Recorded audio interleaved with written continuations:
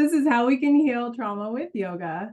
My name is Lisa Danilchuk. It is super nice to meet you. I was just going through and introducing myself. Some of you I know quite well. Some of you I'm meeting for the first time here today or a first time live in real time. I'm a licensed marriage and family therapist. I'm also an experienced registered yoga teacher, a certified yoga therapist, and a continuing education provider for Yoga Alliance. I also have two very vociferous dogs, if you can hear them. Boomy, and in particular, is very loud and rambunctious, and a 1-year-old. So we might have some action here today in the background. I don't know, like hopefully or hopefully not. Sometimes the action is kind of fun. I've written a couple of books. Yoga for Trauma Recovery is my most recent book. You can see a picture of it right back here over my shoulder, and I'll be giving away a copy of that at the end of today's call. So stay on to get a chance to win that. Some of you I see here, I know through the International Society for the Study of Trauma and Dissociation. And if you're a member there, I know our members are all over the world. You might know me because I was the president in 2022. Recently stepped away to take care of my babe, but been involved with ISSTD for decades and love the work they do. A lot about trauma and dissociation. So you'll see some of that today in our training. Also graduated from both Harvard and UCLA. I'm a hardcore UCLA fan, had the opportunity to teach at Harvard as well, and I'm really grateful for that. So it's super nice to meet you. I want to know about you. Can you, in the Q&A box, let me see if I can find the Q&A box while we're here. Can you go into the Q&A box and just let me know, are you a yogi? Are you a counselor or a therapist or a teacher, a wellness provider? I'm guessing many of you are healing professionals, right? You do something for your work that's some part of the healing arts. But some of you also might be pro healers. And what I mean by pro healers is someone who has been through it and done a lot of work, right? You've gone and sat on that couch and cried on the yoga mat and tried probably a lot of different things to move through difficulties in life. So I just want to celebrate you for that today. That is so important. And I'm not going to get too far into this, but I think it's the best way we do work as professionals is to dig and support ourselves. And it's not that everyone's the same as us and needs the same things we do, but that way we can show up in a more present and honest and integrated way and probably empathetic, right? If we're dealing with our own hardship, we can bring that empathy to other people. All right, so we have yoga teacher, we have LCSW, we have yogi, yogini, yogi dealing with my own complex PTSD, pro healer, teacher, yogi and pro healer, counselor and pro healer, yogi, pro healer and teacher, CIYT yoga therapist. Oh, you guys have got a lot of letters, LCSW, SEP, RSMET.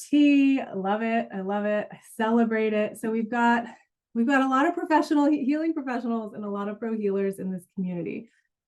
So we really want to celebrate you and celebrate the work that you do. And if we can do one yoga posture today, it's going to be a reach up and then a little pat on the back. Come on. If you're not really, okay, if you're driving, don't do it. But give yourself a little love for a moment, because I think you're someone who's giving other people a lot of love a lot of the time. And let's just bring that in. Okay. So I've noticed this thing about myself as we're talking about working on ourselves and healing. I always want to cram like every single thing I've ever learned into 45 minutes of a presentation. So I'm trying to do that less. I'm trying to be a little more focused. But I was going through today and I was like, oh man, maybe there's too much here. So if there is too much, you could always listen to the recording. You can always keep going. It's an ongoing process, as my Canadian friends say, and we can just continue to let this information, knowledge, awareness, all these practices be a practice, right? Every day they're going to be a little bit of a different flavor. So today I'm going to talk about one foundational element of trauma work, and I laugh because it's actually 3, that I feel like people miss all the time, even to this day. We're going to talk a little bit about what trauma is and what it's not. I know we're all in different social media worlds, but I sort of see myself in this social media world where all of a sudden everything is trauma, right? Because we learn about trauma and then we get really excited about it, and then we just see everything through that lens, which can be a huge strength. But there's a missing piece here that if we don't do, or if we get lost in the trauma, ooh, not so helpful. Okay. And I'm going to go through how we can use some yoga and somatic practices to tap into healing. So what I'm hoping you'll really get from today. Yeah, the chat is disabled. I was just saying that earlier. I don't know if you heard at the very beginning. So we got to use the Q&A for now. So if I say chat, I mean Q&A. And please pop any of your questions into Q&A as they come and go. Okay. So what I'm hoping you get from today is this sense of momentum, direction on a path of healing for yourself and for those who you work with. I think modern times can create a lot of confusion for us, right? Same thing, social media, you log in and you see something that says, I'll just use diet, something that's outside of my wheelhouse. Someone's telling, recommending a strict vegan diet and all plants. Someone's recommending all meat, right? I'm in the CrossFit community too. So I get yoga community diet, I get CrossFit community diet, and people have studies and rationale for everything. So I think we can start to feel a little overwhelmed by information, a little confused even within ourselves. So I'm hoping that today we can orient in a direction of healing that really makes sense to you intuitively. Yes, it's also backed by all this theory and research and all these different practices, but the point is growth. The point is momentum. The point is to help us move through difficult things in a direction of healing. Yeah. I'm also going to talk, I think at least, I don't know, a big handful of you here have done my certification program. Super happy to see you back. I am going to talk about the summer program that's happening. If you're in the Southern Hemisphere, that would be a winter program, but we'll give you a little sunshine through it. I'm also going to give away a copy of my book, this copy right here, Yoga for Trauma Recovery. So stick around till the end to get a chance to win that. All right, so that's where we're going. So why is all of this important, right? There's so many places we could invest our energy, so many things we could do with our time in this world. Why is yoga, trauma work, healing, why is this important? I mean, there are too many traumatic events in the world for me to name. I'm not going to go down a list of them because you may have already read the news today. And we get exposed to these over and over and over again. And it can start to feel really heavy and we can start to feel helpless, right? Which I don't think is the truth, but is a very true feeling, right? So I believe we all need these simple tools that we can practice and we can share and we can use in community so that when one person's up and feeling really connected to the tools, they can share them with someone who's having a rough time and needing that support. That goes for all of us here too. That goes for me too. I have my people I call. They know all this stuff. They remind me the most simple things and I'm consistently humbled, right? We need to practice this. We need to have this integrated into our collective awareness. I think it's also really important that we understand how and why practices like breath work and intention and yoga postures, like, why does that work? What angle is it working from? This helps us as practitioners and as pro healers be skillful. So there might be days when you're overwhelmed, you don't know what to do, you just throw something at the wall, right? I'll just go to any yoga class and see how it goes. Hopefully it helps. But if you really understand yourself, if you really understand trauma and our nervous system, you can make a skillful choice. You can also make a skillful recommendation to other folks. And this awareness of trauma in our bodies and how we can hold things, how we can heal things, it can actually prevent harm. And I think especially to those of us that have been through the most horrific of traumas. Now, I'm not here to compare trauma stories, right? Anything traumatic is traumatic and difficult, usually quite challenging to move through and transcend, or painful, or we could use all kinds of adjectives there, right? But when I say this, I'm thinking about commercial sexual abuse. I'm thinking about early childhood abuse, things that have a really strong impact on people who, when they are dependent, right? Especially younger people. So if we're aware of some simple facts and truths about trauma, rather than sending folks who have some of the most complex developmental trauma to interventions that are meant for people who've been through one thing later in their life, like that doesn't tend to work well. That tends to create what people might call treatment failures or difficulties there. We want to send people to the right place. We want to help folks get help rather than having to do this dance through a system, right? So this is so important. And you might be thinking, why am I going to listen to this person? Maybe we've just met, maybe you just signed up online and saw an offering I had there or a post or something. As I said earlier, I've really thought about this a lot, okay? I've thought about it while I'm hiking the Lost Coast in this picture, the coast of Northern California. I think about yoga and trauma. I've written 3 books about it. I created the first online training in yoga and trauma recovery. Okay, so in 2015, if you went online and searched yoga trauma online training, this was the only one that came up. Okay, yoga for trauma online training program. It's almost been a decade, y'all. I can't believe it.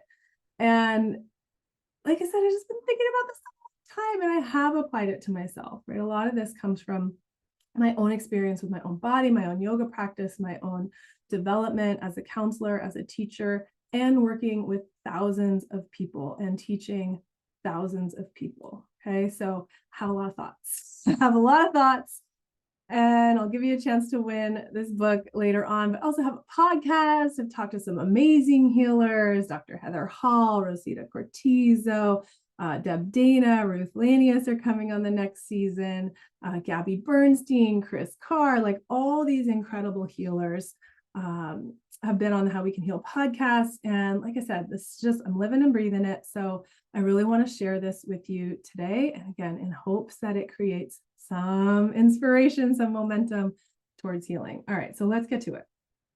What is it that too many people miss? And I told you it's a key, but it's kind of a 3-for. It's a 3-in-1. So in addition to understanding what trauma is, right, we get these trauma-informed programs, trauma-informed trainings that help us understand, oh, this is what trauma is, this is how it impacts us. We really need to focus on the body, which I think people are starting to do, to understand our nervous system, to understand the biology of trauma.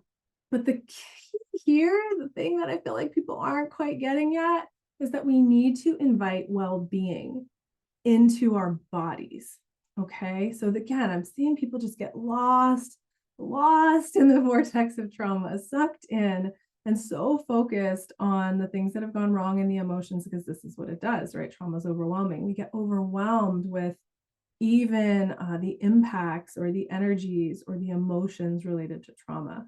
So what do I mean when we need to invite well-being into the body? Cultivating presence. This is skillful over time. Cultivating a sense of safety, but it doesn't stop there. Cultivating opportunities for genuine connection. I mean, speaking of biology, when people are genuinely connected, physiology is vastly different. Opportunities for play, right? What do animals do when they feel safe? I know what my dogs do. They start running around the backyard and chewing on each other's tails, and it's not aggressive. They're just having fun, right? Chewing on each other's paws, rolling in the dirt, bringing all the dirt inside, making me sneeze, right? And we want to cultivate a dynamic autonomic nervous system. So I see a lot still of bringing it down. We need to calm, we need to calm, we need to calm. And that can be true. There's also times where we really need to connect with energy, cultivate energy. And it's always, if you're a human with an energy body, with a nervous system, it's always this dynamic yin and yang and play of bringing those together, right? Our nervous system isn't binary. We think of it in those terms to try to understand it, but it's this constant dance of sympathetic, parasympathetic, and there's so many subtleties in there about how those can show up. And when we're cultivating healing, we want to find the ones that that bring us to these places: presence, safety, connection, play. So when we only dive into the traumatic narrative, which is something I see happen a lot, without involving our bodies in real time, without cultivating resourcing, we miss opportunities for healing. So I'm going to invite you in to an opportunity for healing right now. We're practicing resourcing. Now, I know because I've worked with thousands of people, like someone's trauma might be on a dock in a lake. So if that's you, I apologize. This is a picture that I grabbed that to me feels really calming and supportive and even energizing and inspiring. It's a person sitting at the end of the dock, staring out at the mountains. I love nature. If you've been with me any amount of time, you know this. I love nature and it's such a resource for me.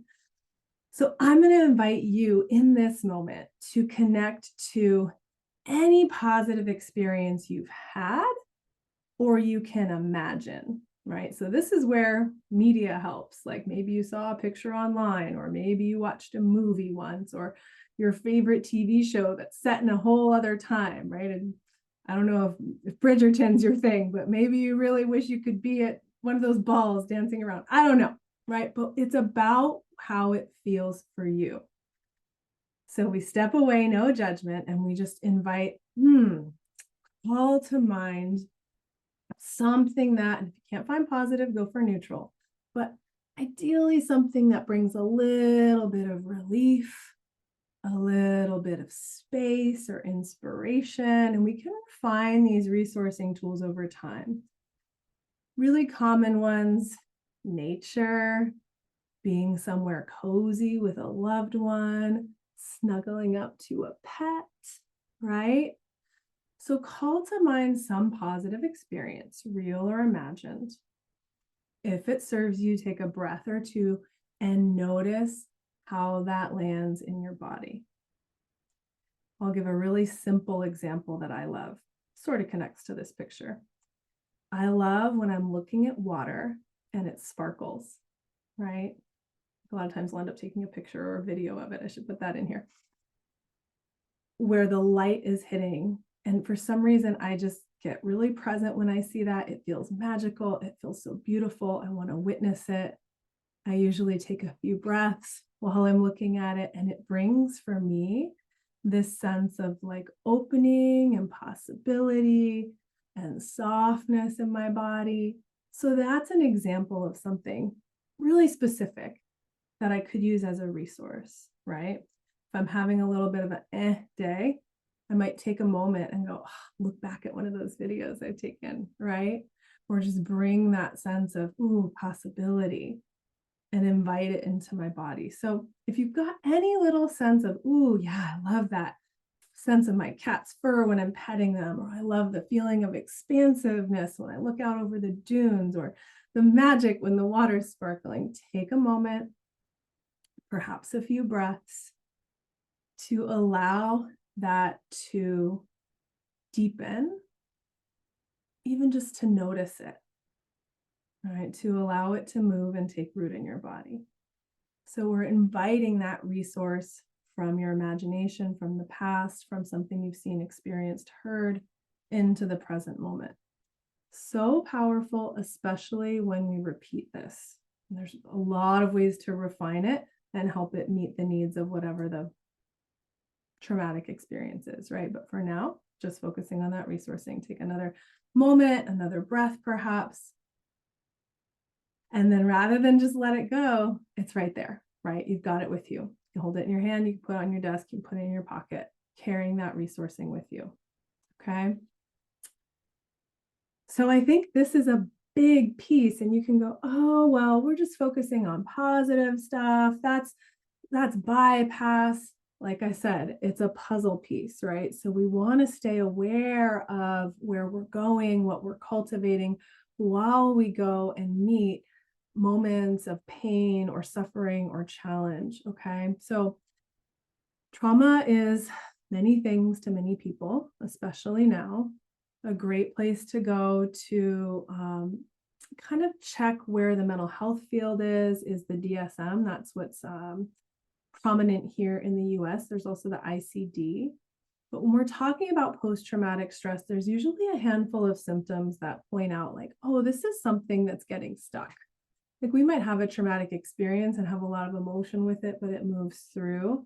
Most of the time when we're doing this type of work, it's something that's lingering, that's stuck around, right? It's like, oh, I wish I were over this, but it's not happening yet. And we're not going to get into all the details of this, but PTSD usually involves intrusions, avoidance, changes in our thought and mood, changes in our nervous system, and it can involve dissociation. Okay. When we talk about triggers, which a lot of people are talking about these days, at least in my world, perhaps in yours as well, we're talking about something that is pulling us from the present into the experience or the aftermath of a traumatic experience from the past. So a trigger, something that, right, the button is pressed and then it goes, it takes off from there, right?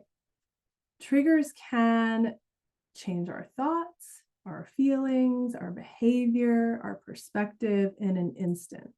So I'll give a couple examples of triggers. Remember, you can always come back to your resource from earlier, that sparkling water. Ooh, sparkling water, I'm thirsty. That sparkle on the water, that beautiful view, whatever it is. But I'll give a couple sort of neutral examples as much as I can, because I don't like to give a lot of examples of trauma, because then that, we can just continue to kind of go into that hole. So someone might smell someone's cologne or perfume, and it takes them right back to a memory of something challenging that happened. Yeah. Like I said earlier, a trigger can really be anything. I mentioned pets. I've worked with people who've been bitten by a dog, right? So things like that, we want to kind of pull apart. Triggers tend to be things that are beyond our thinking or control. So it's not like you are going, oh, I really want to process this, and an emotion comes up. It's more like it's following you around. So one example I like to give when we're talking about intrusions and things coming up out of nowhere is, I used to spend a lot of time with my best friend Katrina and their families, and they had a neighbor named Tony. And I kind of joke here because we would actually call people, like say, oh, you're Tonying me, because Tony would just show up like anywhere and follow you everywhere. You'd be like, hey, oh, I'm just going to the kitchen, and Tony's right there on your shoulder, and you're like, I just walked into the bathroom because I got to pee. Can you give me some space? So the trigger might just be kind of latching on and following you around. Sometimes we're conscious of it. A lot of times we're not. We're just in a mood all of a sudden. We might not even notice we smelled the smell. We might not notice that we heard the sound. Another example I'll give that's very relevant to PTSD. My dad is a Vietnam veteran, combat veteran, and he was staying with my grandma. If you've been with me for a long time, my grandma lived to almost 105. She was out in Long Island, bless her. And there was a tree in the backyard that my parents had actually brought from California decades ago and planted. It was a giant sequoia they planted in the backyard in Shirley, New York, right? Anyway, my dad's staying with my grandma, taking care of her when she's about 102. And there's a lightning storm. And lo and behold, it hit the tree, and part of the tree came falling down into the backyard, didn't hit the house. Everyone was okay. However, so my dad goes, what was that? Goes outside, sees what it is, and is a little shook up, but handles business. Like, okay, how are we going to address this? So glad the house is okay. Oh, the tree got damaged. But then he's for a couple days like jittery, like stressed, a little extra. And he goes, I was thinking about it, and I wonder if the sound of the lightning hitting the tree kind of triggered some of my combat memories, right? Like a loud explosion. He also actually has, physical injuries from his time in combat. So there's an example of a trigger we might not notice at first. Oh, it just happens to be stormy. Oh, it just happens that the tree got hit. There was a loud noise. I wonder why I'm feeling and acting this way. Why are my thoughts, feelings, behavior, perspective suddenly shifted? I want to differentiate between what a trigger is and what trauma is and what it's not. Now, I have this picture of, I just pulled this from online. It's not my daughter, but my daughter's one, and she has all kinds of feelings, and I celebrate them all, right? She might want to turn left and you want to turn right because you really want a snack in the kitchen, and she is not having it. And so she might make a grumpy face or go make a noise. She might have some feelings. That's totally healthy, normal, not related to trauma. Okay. So feeling emotions related to the present, having, experiencing anger, sadness, even shame, disgust, like these are emotions. They don't always have to be related to a trauma. So we don't need to make everything about what happened. And I know it gets hard because once you're an adult and you've been through stuff, you have a reaction to something in the present and you're like, I don't know, is that about now or is that about before? Great question to ask. Great stuff to unpack with your therapist, with your support folks, right? But it's normal and okay to be sad, to be angry, and not everything that's upsetting is a trigger. So how do we tell the difference? We tell the difference by going, is this about now or is this about before? Right? Going back to the example of the tree. Am I a little shook up because that was loud and the tree almost hit the house? And that's scary and that's legit, right? Or am I shook up because that loud sound cued my body into a memory of something that was really traumatic and that hasn't, maybe might have done years of therapy and years of yoga, but there can still be a little button in there, right? Your body remembers. It's good that it remembers. It's trying to keep us safe. Sometimes it's a little bit hard because it flips that switch and turns on the you're not safe trigger, even though in fact we are. So that's where coming back to resourcing, cueing our body into a sense of safety. I don't know if this is what my dad did, but if I were him in that instance, I would go into grandma's living room, put on some Andre Rieu concerts, order Mama Lisa's, have some hearty Italian food while watching this beautiful waltz. I think for my dad and probably my grandma too, probably me too, that would be resourcing, that would be grounding, that would be connecting to the present moment through all these different things. Granted, we could go watch TV and eat in a way that's totally disconnected too, but I digress. So it's about what we're cultivating in our bodies, right? So that's a great segue into how we can use yoga and these somatic practices to help foster healing. And I've said this in a number of ways already today, but practicing presence is very simple. It's really not easy, but it's a great way to counter intrusive thoughts, states, right?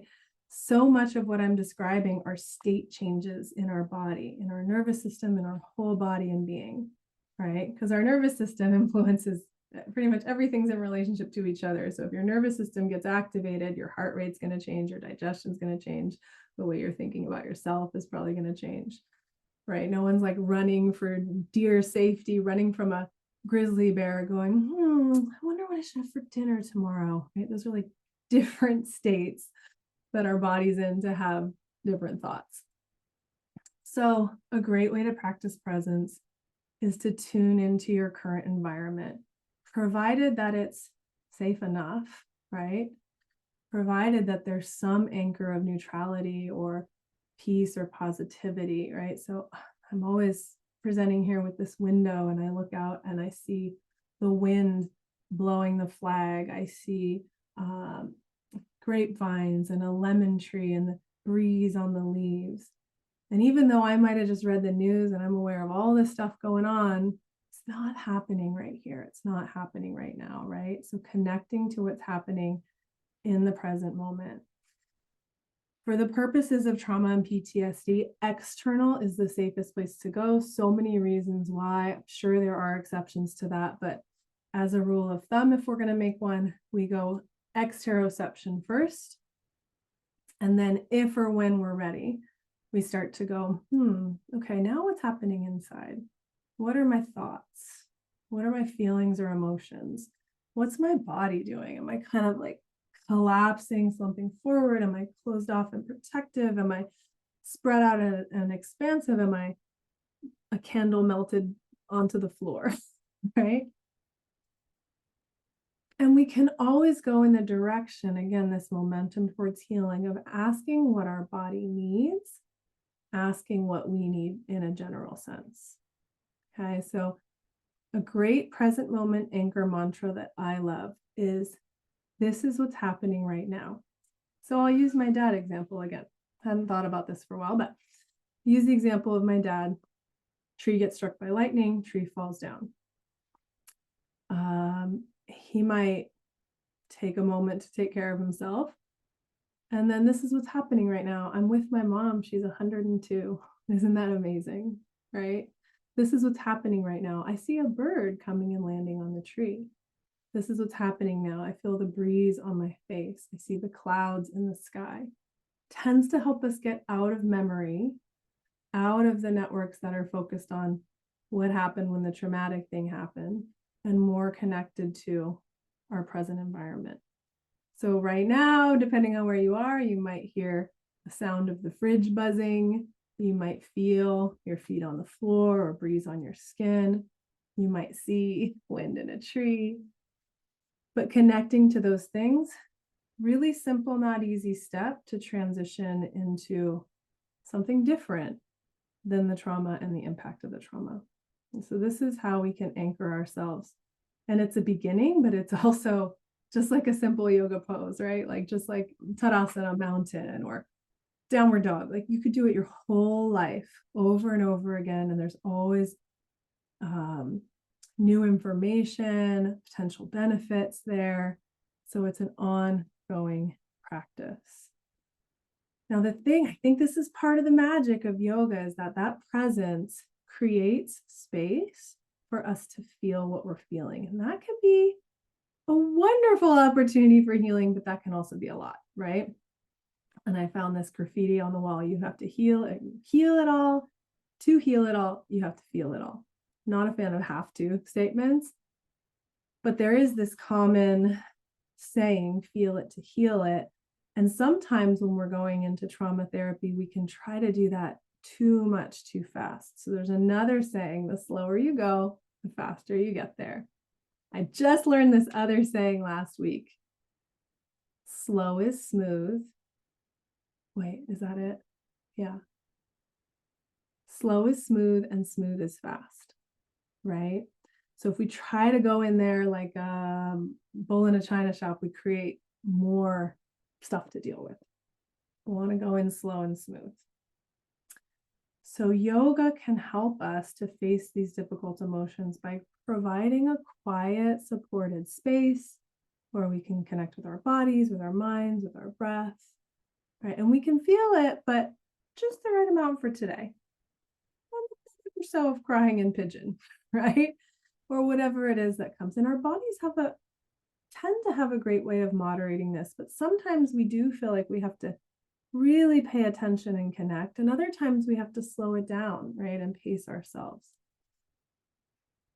So these practice elements help us practice our relationship to our emotions, figure out that fine tune. Is it a time to slow down? Is it a time to create stillness and allow things to arise? And emotions can come up really quickly, like the second you walk into a yoga practice and take a seat and start crying or feeling really antsy. But they also tend to emerge increasingly as a practice deepens in length of time or duration or physiological challenge, right? If we're doing something we're not used to or is different or new. So I'm going to encourage you in this moment, if it's safe to, you can play along. If not, you can do this later with the recording, to just notice what you feel right now and to name at least one emotion that's present for you, right? And again, if you're like, nope, Lisa, nope, not going to do it, I respect that. And I would encourage you to respect that too. We're going to come back to the resource, back to the sparkles on the water, back to the lemon in the tree. Maybe you feel joyful. Maybe you're feeling angry. Maybe you're feeling some sadness, happiness, shame, or fear. These are some very basic quote unquote core emotions. We could go into the whole emotion wheel that has hundreds of options. And we know that we tend to not just feel one thing at a time, right? It's a little bit overly simplistic, but often there's something that's dominating or boiling to the surface a little bit more. So just noticing what's present for me today. Okay. And just naming that. And if you're like, ooh, I can't, this is too much. I don't even know what's going on in there. If it feels comfortable and safe enough, you can just ask that question. How do I feel right now? I'm just going to drop that question in, give myself a little space to reconnect with the answer later today. And if you've got it, one emotion, maybe some frustration, maybe some loss, maybe some elated joyfulness, and just start to notice, where is that landing in my body? So we've got a picture here of someone kind of putting their hands on their heart. So maybe feel sad or lost and feel a little emptiness in your heart. We want to connect with that and slowly start to follow it. So what movement is this emotion? Where is it? Right? So that example, maybe there's a little space or longing in your heart. What is this movement? What is this emotion asking for? What does it want to do? And I have the question, what movement is it asking for? But it might also be asking for stillness. Really common for anger to ask for big movement, loud noise, right? Really common for sadness to ask for some stillness or even nurturing. Shame, really common for it to ask for isolation. I don't even want to see anybody. I don't even want to talk to anybody. I want to show my face. I want to bury my head in the sand like is it flamingos that do that? Yeah, right? Okay, so what's the movement, right? And I chose this Wonder Woman photo to go with maybe the anger, right? It's like, I want to swing a sword, or I want to fight, or I want to run, or I want to shake. I'm just noticing for yourself right now, right? You connected with an emotion, whatever that is for you. What does it want? Movement, stillness. What is it asking for? Just connect and follow for a moment, perhaps a breath. From there, we want to meet that need. So what movement is the emotion asking for? Anger might want protection, like pushing back. It might want justice, right? However that lands in the body. It might want safety, like get that away, keep me safe. Sadness might want nurturing or connection or honoring someone or something that's been lost. Shame might want connection, actually. Underneath the pushing folks away, it might be looking for acceptance, forgiveness, validation. I taught a workshop recently in a teacher training where we had points for Taylor Swift references. So if you were in that workshop, I just got a point. So what does it want? What does your body want? What's it craving? Does it want to hug? Does it want to push things away? Does it want to jump? Does it want to crouch down?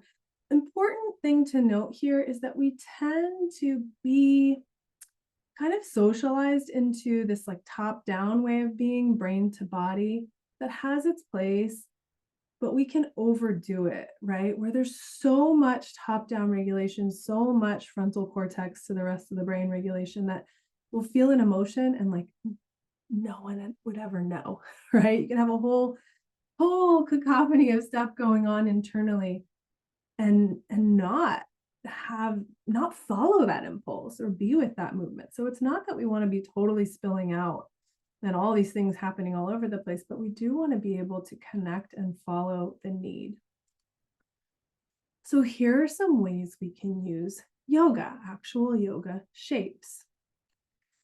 In general, we're looking to cultivate a dynamic nervous system, so a flow between and amongst nervous system states. So we might be focusing a little bit more on energizing or stimulating our nervous system. We might be focusing a little bit more on calming.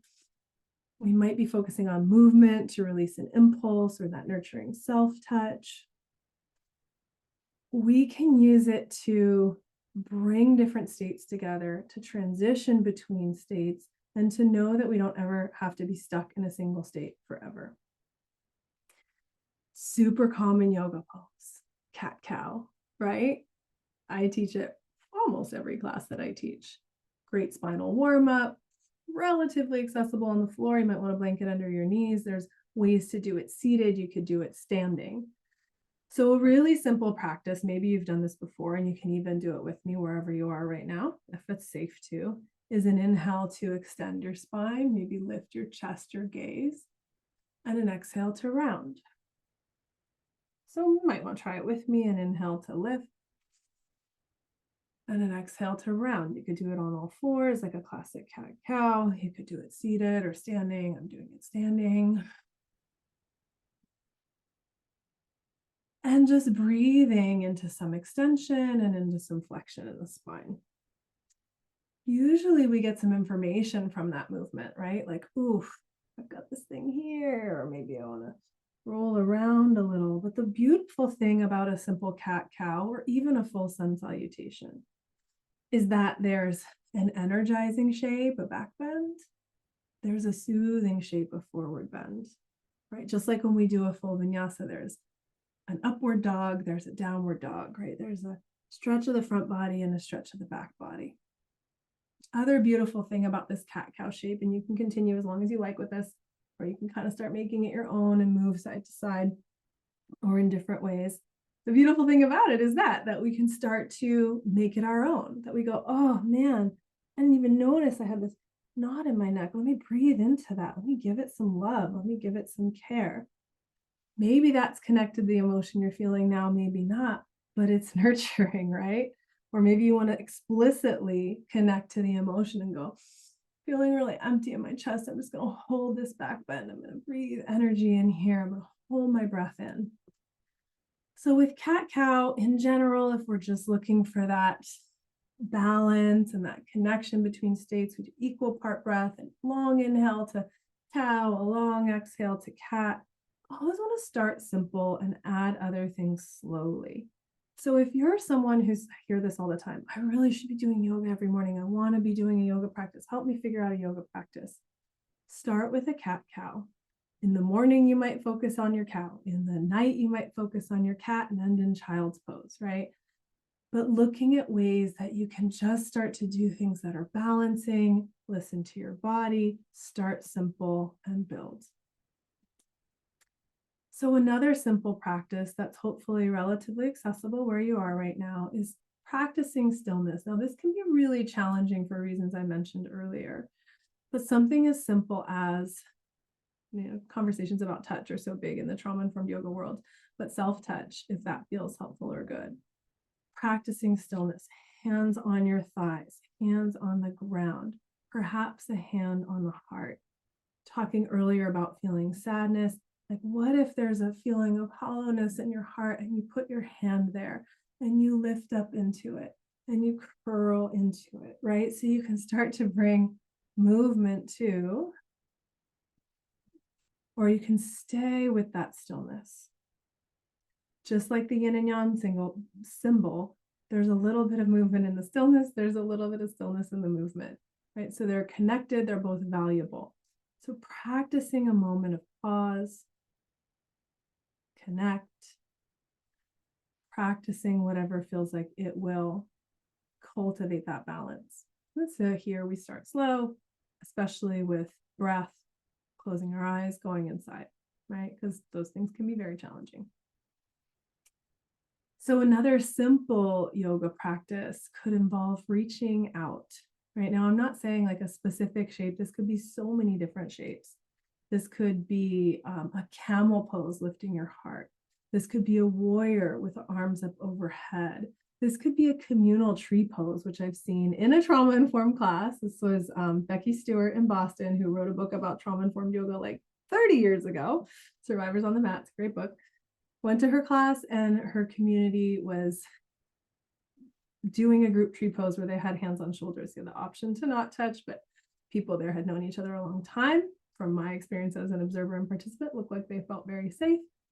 They were in a communal tree pose, right? Lifting our gaze also can be a way of reaching out, connecting, rather than being kind of into ourselves like shame might initiate. Even something as simple as just standing tall. So reaching, right? finding ways to reach for something that feels good, reach for something that feels better. There's a lot of activation or collapse energy that can go into our arms or legs, right? And so figuring out, what do our arms and legs want to do? And if they're really asleep, what if I reach? And if they're really overactivated, what if I reach? Following those impulses and using these postures can actually be very powerful. So we just went over 3 practices, right? The dynamic back bend, forward bend, balancing your nervous system, stillness, and movement through a reach. There's thousands more ways to use yoga, but I always want to encourage us to come back to, what do you need? What does the person you're serving need right now? You can ask. I've been talking to a couple of friends who are parenting, actually soon to be teens. They're like, what do I do? What do I do? And I was like, if they're like 11, why don't you ask them? Ask them what they want. Ask them what they need. Put that to them so that they can decide, rather than you doing all this work to figure it out. So what do you need? Connecting with the moment, noticing what your body's messages are saying, asking what your body needs right now, and meeting that need. Okay. So a little bit of review. One of the biggest things, actually, I think we have a slide for this, everything we covered, right? The foundational element of trauma work that too many people miss is to not just get lost in the story, but come to our bodies in the present moment and invoke a resource, right?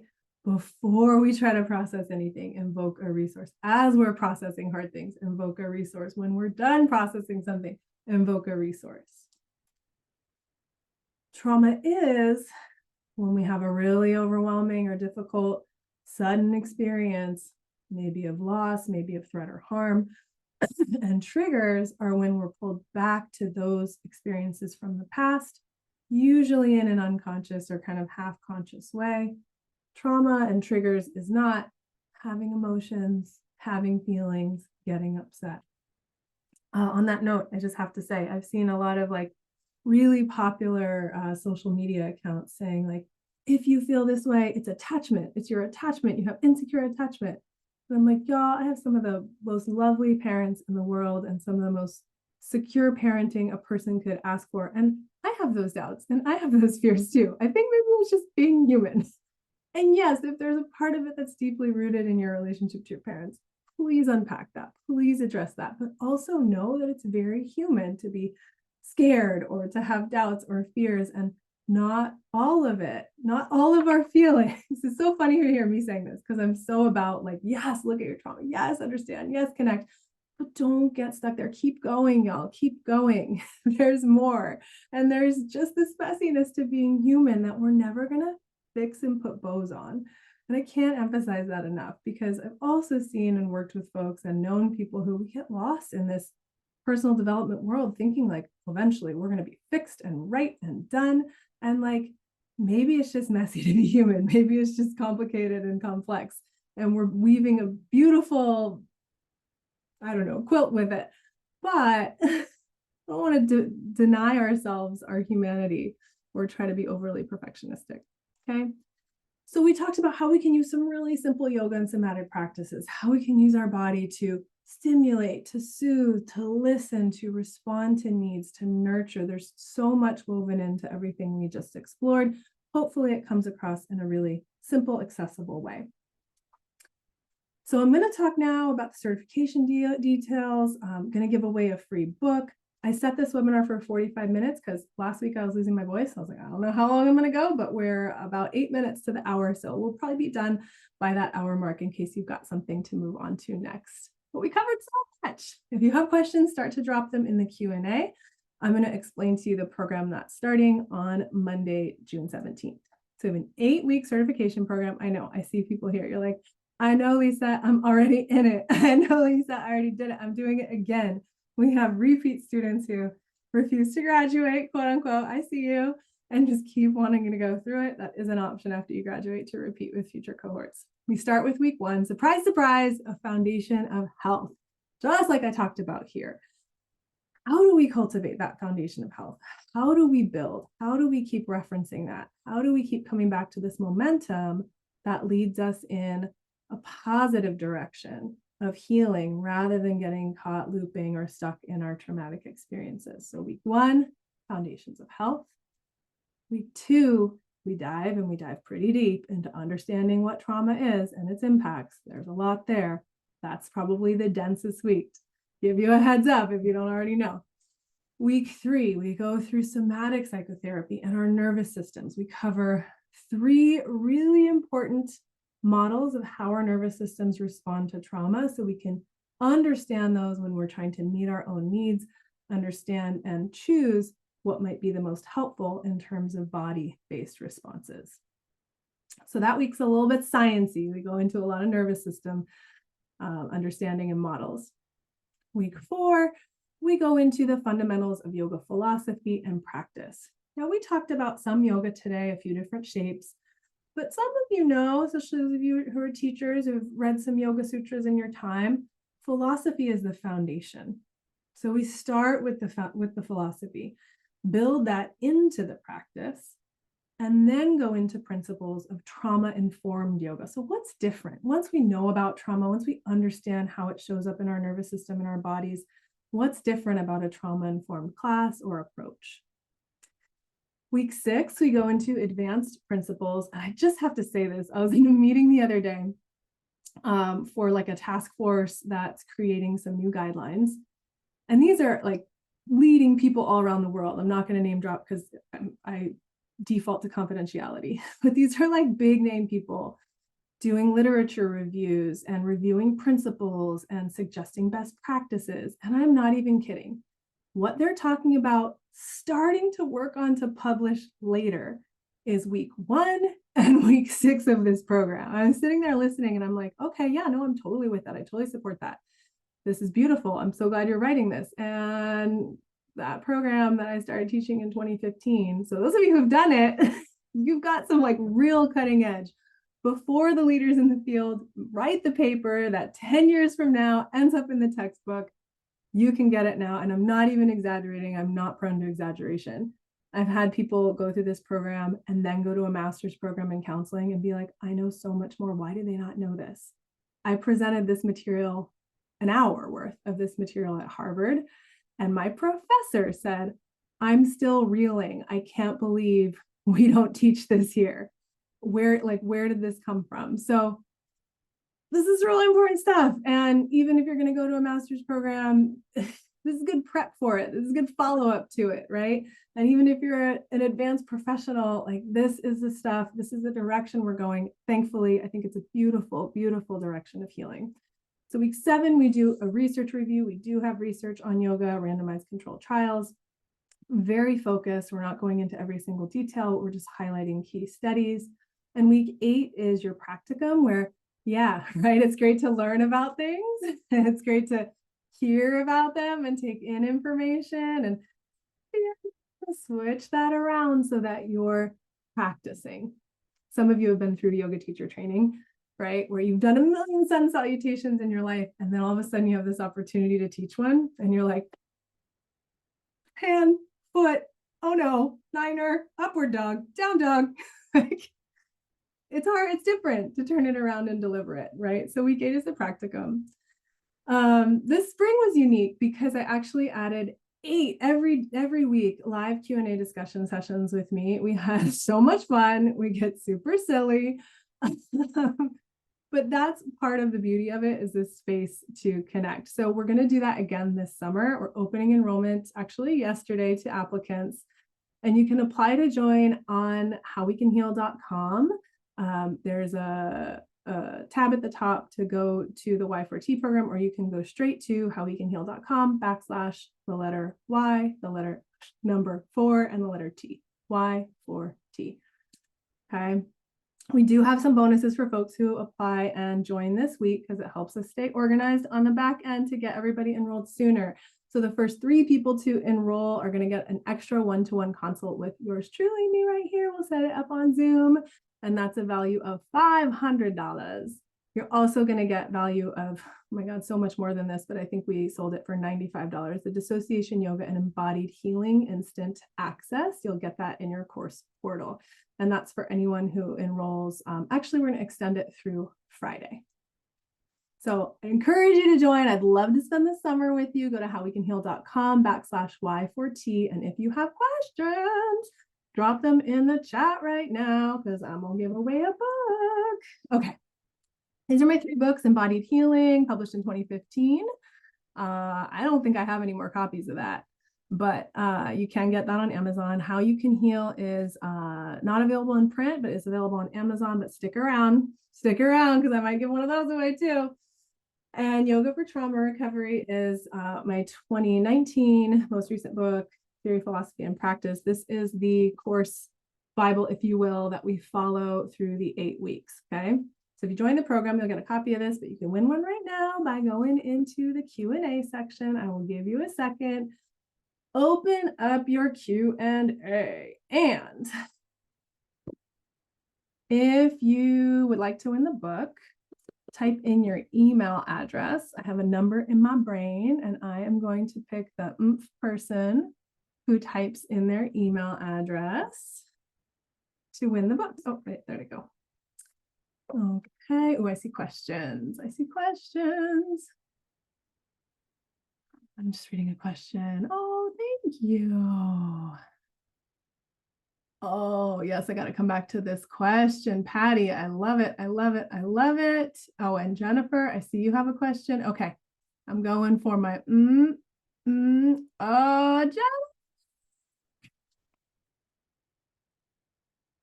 Jennifer B, I see you, and I'm so glad you're here. So we can circle back to you at that email. You can also email y4t@howwecanheal.com to just send us your address so we can ship this out to you, and I will sign it with love. Congratulations, Jennifer. Woo woo. Yes. All right, so I'm going to circle back to 2 more questions. We're at the hour right now if you need to log off. I'm so happy to have you here with me. Thank you. Thank you for joining. Thank you for the work that you do. Thank you for the professional healing and the pro healing and all the ways that you continue to bring love into your life and other people's. So appreciate you being here and being a human in this world. So like I said earlier, I feel like it's been spicy lately. So if it's been spicy for you, that's okay. I mean, maybe it's not okay, but I'm hoping you can get supports. You can use some of what we talked about today just to continue your journey. And I am going to go full face to answer a couple questions here today. So Patty had a great question. So hi, Lisa. So happy to be here. I followed you for a long time and have your book. Yay! You're a pioneer, incredible teacher who inspires me. Thank you. Oh, I'm a nurse, a yoga teacher, and a member of AA with 5 years sobriety. Congratulations. Yes. Currently developing a program for yoga and healing trauma and addiction to help fellow AA folks struggling with their journey the way yoga helped me. Also taken IFS to understand the role early trauma impacted on my addiction. Oh, bless you too, Patty. I thought there was a question there, and it's just a lot of love, and I want to support what you're doing. We didn't get into all the details of it, but once you understand PTSD, addiction just fits right in, right? There's an overwhelming experience, there's avoidance, and then, hey, here's a substance that helps me cope or avoid. So common. So please keep up that amazing work. Please keep us posted. And, yeah, I'm just really glad you're here. In fact, Patty, if you haven't taken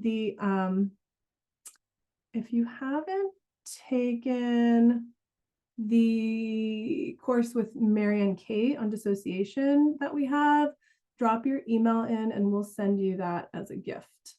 So you might already have it, but if you don't, send us your email and we'll send you dissociation, yoga, and embodied healing. Okay, lots of love. And question, is this class for a layperson like me? Done nada, except yoga practices. We have had folks come through this training that are just focused on their personal experience. There's nothing like, I would say the biggest question to ask is if you're really wanting to dive into your own trauma history as you go through the training, to have support. I used to interview on the phone for 30 minutes or more every single person who joined this training. I think I did that for 5 years. because I really wanted to make sure it's common, right? That we're like, research is me search. I just want this for me, and then I'll help other people too. Super common, all good. Biggest thing is if you're really wanting to dive into stuff, if you're feeling like it's new, especially, make sure you've got that therapeutic support, because this program isn't focused on, if you're coming to a Q&A section with the rest of the group, it's more focused on providing services to others. You can share some about yourself, but it's not therapy, right? So it's just that distinguishing factor. If you're like, okay, I'm really looking for some deep therapy, get that. And this course will definitely deepen your understanding of trauma. Some people even recommend it to their providers so that they can be on the same page as they go through. Okay. Yeah. Giselle's saying, I started a program 10 years ago and still have my notes. Okay, you want to connect with Patty. Okay, Giselle, I think, yeah. Let me know what email you want to use and I will. I can connect. There's like a party happening in the Q&A. I just wish it were the chat so you guys could connect directly, but it's all good. Okay, so another question. Do I have to finish the program this summer? So we typically hold a 12-week window for the training program. And we'll hold a graduation at the end so that there's an endpoint, because I know there's a lot of online programs that I've even bought and I'm like, oh, I'll do it later. And I never do. So I don't want that to happen to you. So we do offer extensions. So if you were like, I'm going to be on vacation right in the middle, the summer program is a little more flex, where you can definitely drop into the live calls and use that resource. You can do the program on your own time, which is always true, 4 to 6 hours per week for 8 weeks. But again, we give that 12-week window. There's a graduation at the end. And if something's happening and you need an extension, that's totally fine. I would just say, like, if you're, I don't know, if you feel like you're totally overwhelmed and busy this summer, then fall might be a better time. I believe I'm going to be traveling actually. So we might push the fall cohort a little bit, but we are, there is some flexibility with that. And there's also a pretty solid container. Okay. Yeah. So if you have any other questions, please send an email to me, lisa@howwecanheal.com. You can also email Alexis, our assistant, at yforT@howwecanheal.com. Thank you again for being here. So appreciate you. And if you're just learning about the program and just in general, check out howwecanheal.com. There's amazing episodes on the podcast, Jennifer Fry, Jennifer Gomez, all these incredible people on there to kickstart your learning, development, growth, or to continue to support it. All right. Lots of love. Thanks for being here. Have a beautiful day. You're so welcome. Oh, so good to see all these familiar faces and names. Thanks to each of you for being here. Have a beautiful, beautiful day. Bye.